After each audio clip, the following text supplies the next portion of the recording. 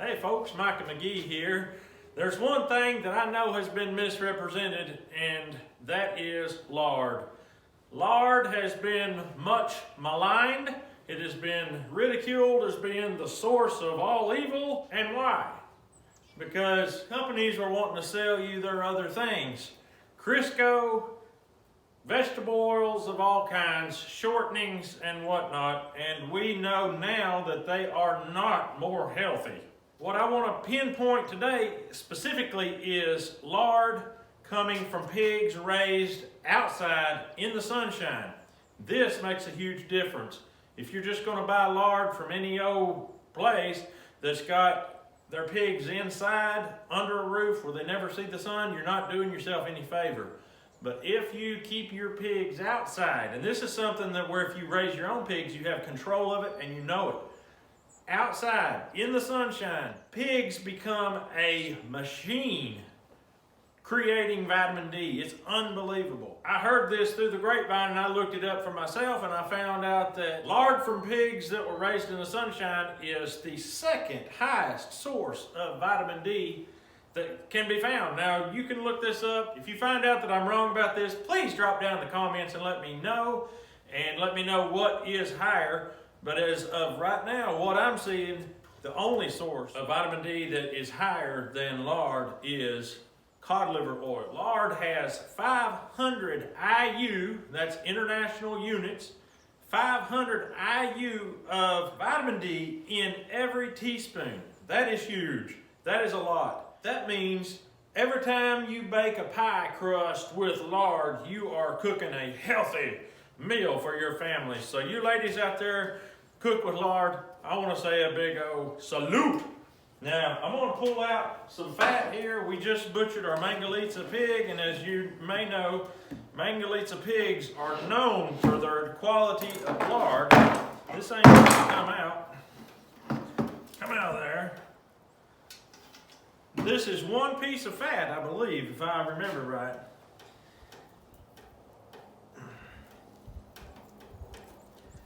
Now, you might say fat is a terrible thing, but fat is not a terrible thing at all. And certain people have looked into this and they realize that fat is very essential for your personal well-being. I am not going to make lard today because we don't need lard. We are going to have bacon grease running out of our ears. I just today put 100 pounds of bacon in the smokehouse to smoke. And when we have bacon on hand, we don't have no lack of grease. So we're not going to be making lard out of this today. But that's not going to take away the vitamin D value in this fat. What we do with this fat is we cut it up into strips like this right here that will easily fit into a grinder. And we're a hunting family. We use a lot of deer meat. Deer meat is the leanest meat. There's like zero fat in it. And so to come up with a good breakfast sausage, you've got to add fat. So what we do is add our own pig fat from our own pigs that were raised in the sunshine, outside, the way God intended it. And when we add this into that sausage, we are throwing vitamin D into that by the bushel baskets. It's just unbelievable how much vitamin D can be had from your wild pig fat or tame pig fat, either one of them that's been out in the sun.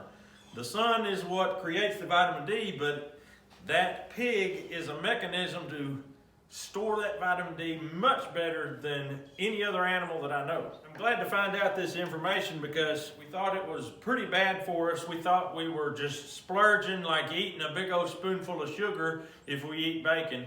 Now we realize when we eat bacon, we're not actually doing that much harm to our body. We're actually helping ourselves. We're getting a lot of vitamin D.